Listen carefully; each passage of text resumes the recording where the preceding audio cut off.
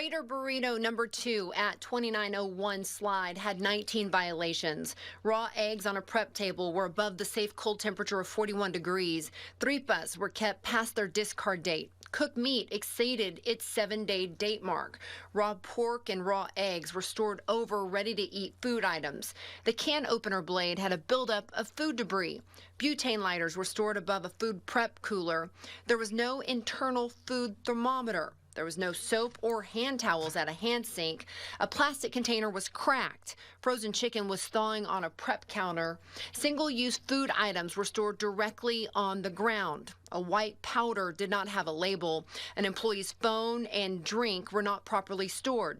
A wet mop was stored with the mop head in the mop bucket in a manner that did not allow it to properly air dry. There was no certified food manager certificate posted. The inspector notes, due to the number and the nature of the violations, they observed a lack of active managerial control. According to the report, all violations were corrected during the inspection. Johnny Fab's Cadillac Grill and Bar at 11605 Slide Road had 28 violations. Oysters were not at least 41 degrees or below. Multiple other food items were above the safe cold temperature of 41 degrees. Raw ground meat, raw chicken, and raw shrimp were all stored above other food items. A can opener blade had an accumulation of food debris. A scoop used for salt was encrusted with salt. Ladles had food debris on them. An employee did not wash their hands for at least 20 seconds. An employee washed their hands in the 3-compartment sink. There was no hand soap at a hand sink. A hand sink was blocked by a red tub of flour. The hot water at the front hand sink does not work. Chemicals were on top of the wash machine. A spray bottle did not have a label. An open container of milk did not have a date mark. There were no sanitizing solution test strips available for the wash machine. A tub of chips was on the floor.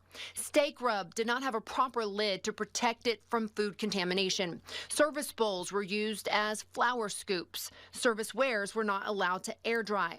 A bulk container of white powder did not have a label. There was an accumulation of debris inside the ice machine. There was food residue and debris on the floor in the dry storage area.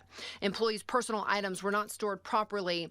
There was a visible gap at the bottom of the back door. Bay windows were open without a method to prevent the entry of pests. The inspector notes they observed live and dead flies in the kitchen, along with spillage of food and soda syrup in the dry storage area. The report shows all violations were corrected at the time of the inspection.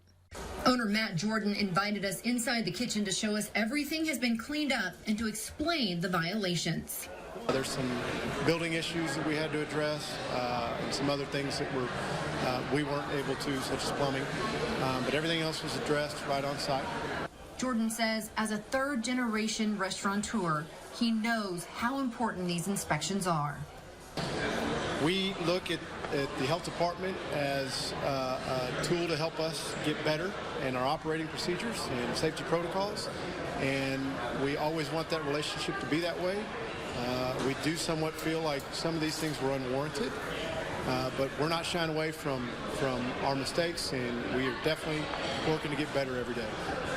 Now to this week's good news. We have 2 top performers on the menu.